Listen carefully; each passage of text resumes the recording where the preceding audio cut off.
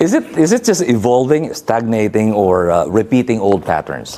Well, there are some, events, political activities that are new to our experience as a nation. And there are also some political activities that have been recurring.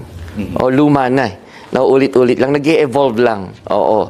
Halimbawa, yung sinasabi nung, I think this was already discovered way back during the American period and the post-colonial period when we got our independence and we were governing ourselves already.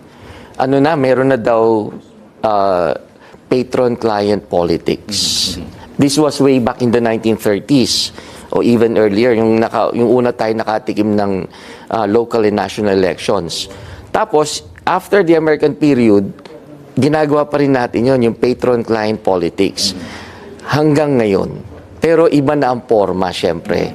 Kasi nag-evolve, iba na ang constitution natin. Nagbabago lang yung mukha, essentially same. Yes, essentially the same. Tungkol pa rin ito sa mutually agreed arrangement ng dalawa o mas marami pang tao na hindi sila equal in terms of status, pero they have agreed that they would scratch each other.